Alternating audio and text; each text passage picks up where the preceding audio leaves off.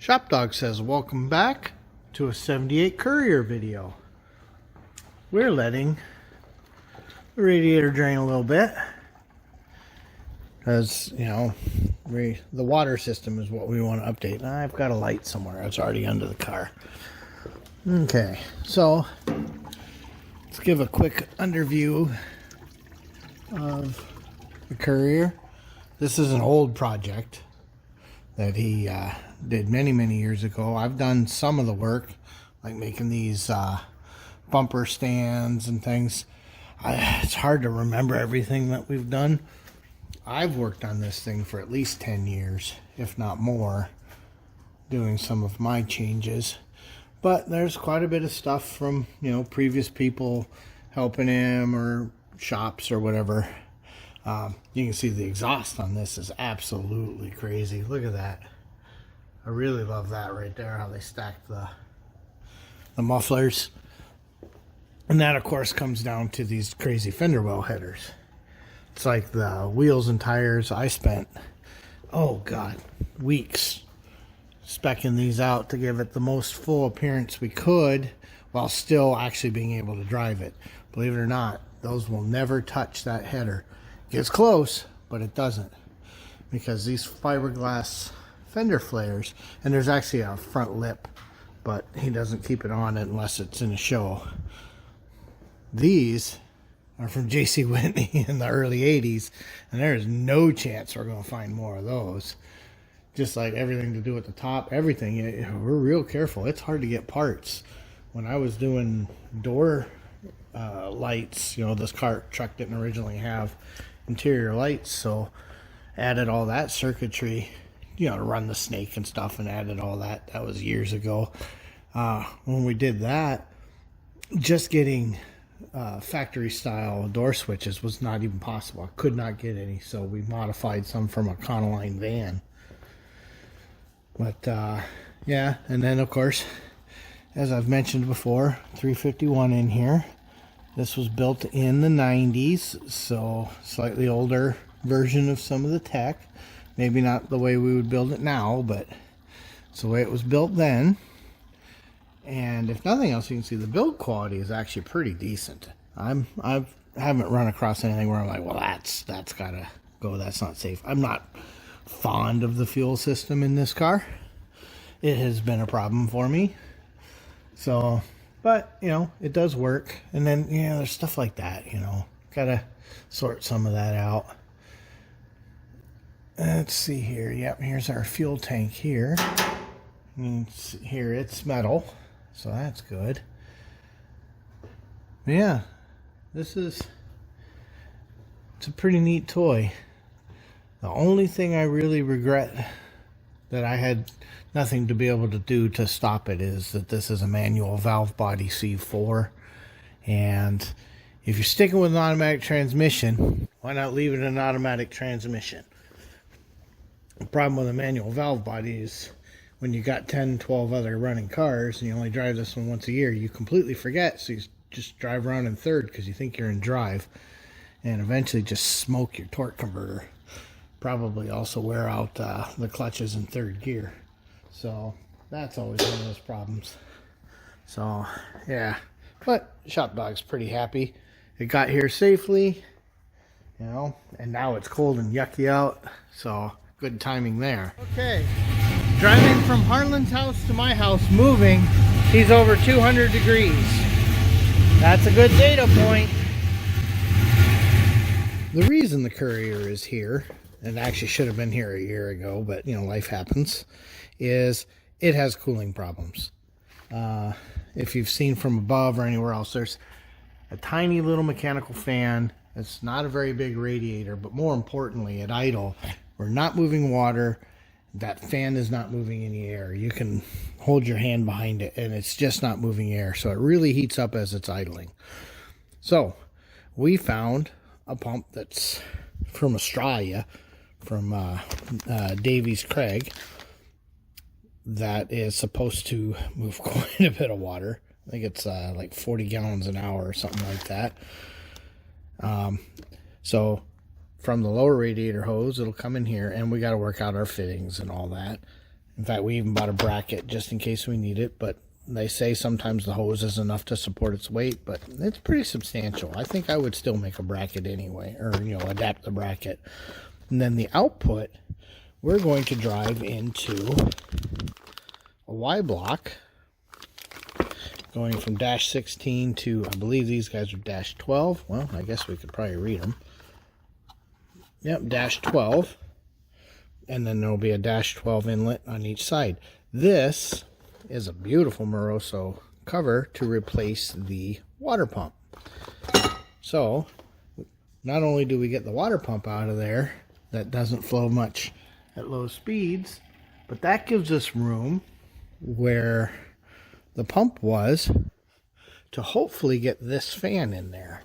And we spent a lot of time measuring as best we could with everything together, so take that with a grain of salt. And we believe that this is the fan that we're going to be able to get in there. I don't remember the specs. That's from a year ago, but we'll look it up later.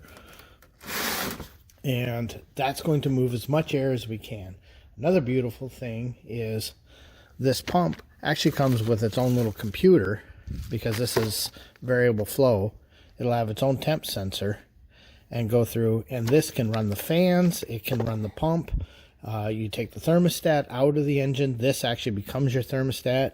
If it needs to cycle water, it cycles water. If it doesn't, it doesn't. It's pulse width modulated, which is why you need some kind of controller. It's not an on-off switch. And the fact that it looks so much like a little tiny turbo is not lost on me. I think that's pretty fun. The kit's pretty interesting. Not a ton of information with it, so got to go through that and learn. The other thing, of course, is obviously that little 40 or 50 amp alternator that's in there isn't gonna like that. So we've got a upgraded alternator, same case or similar case style, upgraded internals. So this should give us, I'm remembering we spec'd it, but at least 100 amp service. So that'll help a lot. So yeah, in fact, here's our part number here. Yeah, 100 amp, one wire. So these are why it's here. There's fittings that we haven't ordered yet because we didn't know exactly how we wanted to do it and where it could go until stuff was out. But that's all stuff I should be able to get from Summit. Shouldn't have to wait for anything to come from across the world. I think this shot will show up well enough to show you just how tight all of this is. So there you can see the mechanical fan is literally right on the nose. It's also very small. At least they have the shroud. I mean, there is that. But it moves so little air, and then where can it even go? See, the face of the motor is here. So I think we get a little stack up in there as well. So this should be interesting. Now, taking the shroud off, that's going to be fun because you can see it's pop riveted. So that's going to really not be fun, but we'll get there when the radiator's out, because I think the radiator's definitely got to come out to do this job. There's just not a lot of room to work. So we'll do that on the bench. Alright, this little section is just to help me remember in the future. So I'm going to get some real good pictures. But you can see, just how close that is. So that looks like it must be a steam line. Oh, no, heater. Okay, that goes to the heater core. This is a bypass. We're going to have to figure out what we're going to do about that.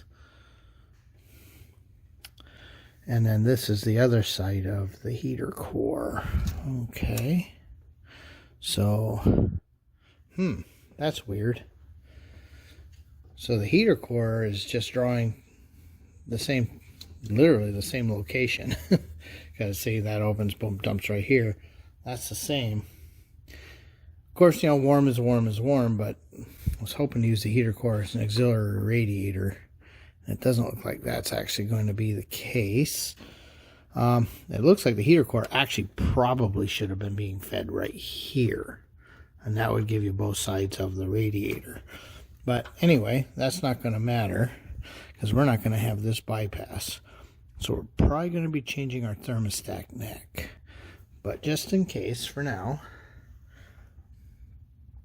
And alright, I just need to know what's hooked up where so that I can replicate that. And then wiring wise, because we're going to be changing the alternator, this alternator has its output wire and then this voltage regulator. Obviously I'm going to have to bypass that voltage regulator to go to the one wire alternator. But that shouldn't be rocket surgery. Should be able to look up the which two for the field and the indicator lamp we hook up. And gonna also have to make a spacer for the alternator. But that's all, you expect that when we go to that plate, because say we're gonna lose the thickness of the water pump right there. So we're gonna have to make a spacer for this plate, but gotta expect things like that. And then, okay, that's the coil down there. So there's our coil coming up. Okay, yeah, that should be the only things that have to come out. Getting the radiator out is not going to be very fun because of the fan. It also looks an awful lot like, let's see, I've got to take this plate, so I'm going to have to pull at least this upper bolts, and these four, as well as bolts here and here to get that plate off. Really don't want to have to pull this grill. The odds of us getting another one is really low. So just kind of looking at what's going to be involved. But I think if I can get that off, I should be able to tip the radiator back enough to get a wrench in there to get the fan off the water pump. So okay, that's where we're at for now. One more interesting thing to note, you can't just take the alternator out. This bolt hits here, so I'm going to have to get all three of those bolts off the water pump as well. So, yeah, this is fun. It didn't take long for me to realize that the safest thing I could do with that grill was take it out of the way. So, yeah, I just can't risk that thing breaking. I don't know where we would ever get another one. So, we've got it safely tucked in here on the nice carpet. Keep it nice and safe. So, we'll keep going. On the upside, that's probably going to make it a little easier to get the rad out. Because now, all I got to do is pull that, pop these two bolts, get this out of here, and then that lower rad hose. And that should actually slide right up as one unit. Okay, rad is out. These were a nightmare to get. It took a little while. So there's the pulley. There was a little spacer under here, not very thick. And this shows you just how snug everything is in here. So yeah, that's what we're working with. Okay, and then some of the things I'm dying to know is look at things like, here is where the plate is, and you can see about 3 and probably 3/4 inch to this face from the actual plate. So we're going to really reduce what's here, which is good because that's where the motor for the electric fan is going to be. So I'm super curious how we're going to run that new plate. One of the things I hadn't considered, but I'm going to be considering, is what are we going to do about the alternator bracket? We got to think on that. In case you're wondering how much room that's going to buy us, we're going to that from that. That's quite significant. And actually, once we add the pulley,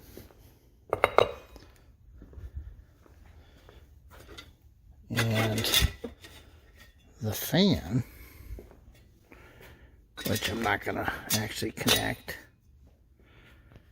you can see, and then this was just in front of the radiator. So that is how much more room I will have to work with. That alone will help. It's not a perfect representation, but see, that's how much more room I'm talking about. And that's with this just going to the same level as that. And, you know, what's that? Well over an inch. We're going to probably have almost 1.5 inches between the motor and the fan without any trouble. All right, I'm starting to think some things through here. One of which is, okay, you can see, you know, in fact I can feel that. That goes to the heater core. They had it returning over on the other side of that thermostat. I don't know that that actually creates flow. I have to think on that for a while. Although I guess it's probably not as big an issue with this truck. I think the very next thing that has to start being looked at is oddly enough, the drive system for the alternator. Because if we have to make any changes, I want to do it pretty soon. You know, if I can tuck things in, that'd be great. If I can't, that'll also be great. I just need to know what's going to clear everything. Alright, so I'm starting to do a little mocking and measuring. One of the things I definitely note is probably going to have to move the alternator way further out than it is currently. In fact, let me move it back in.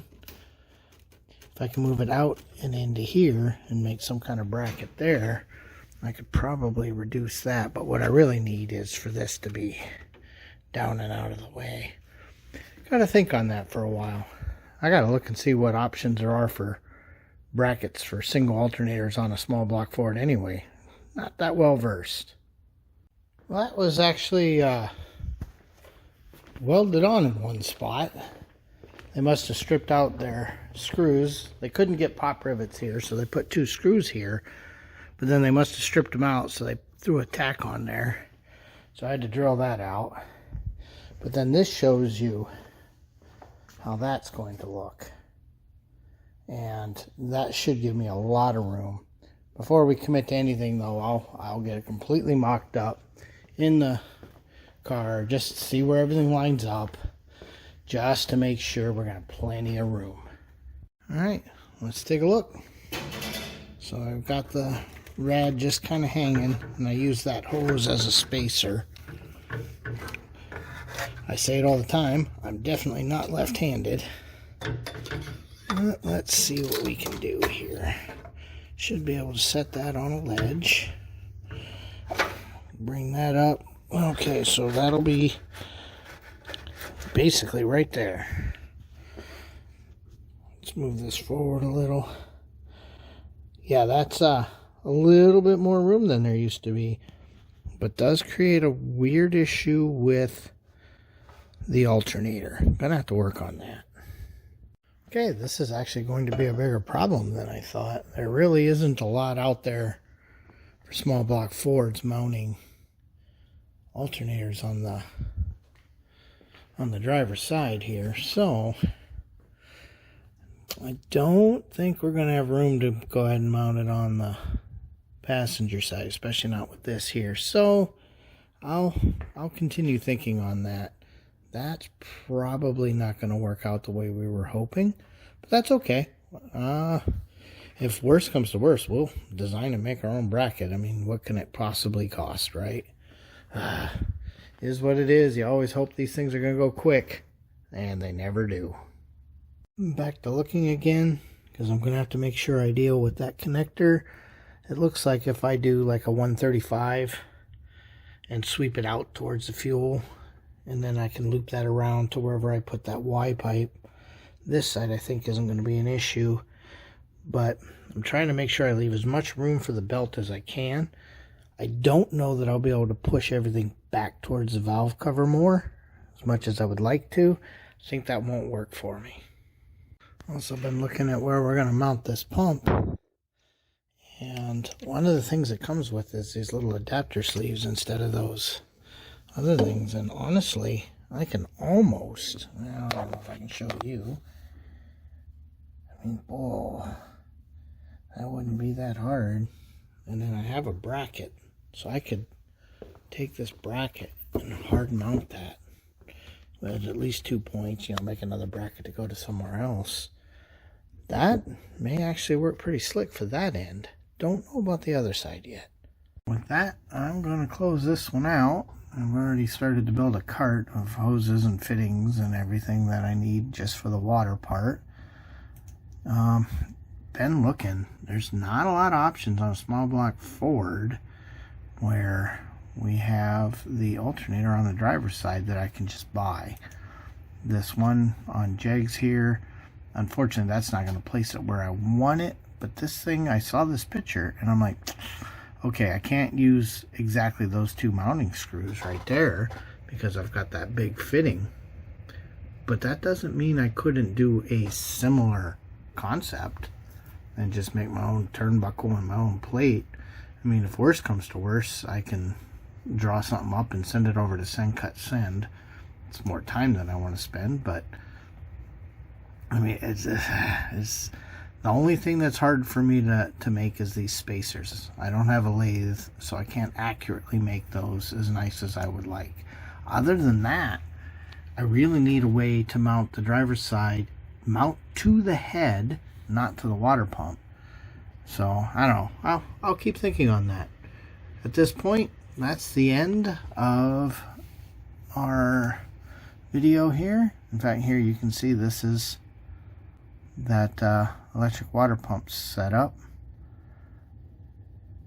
You know, it's pretty slick. So gotta work that out yet. Anyway, thanks for watching. This has been another ShopRex approved video.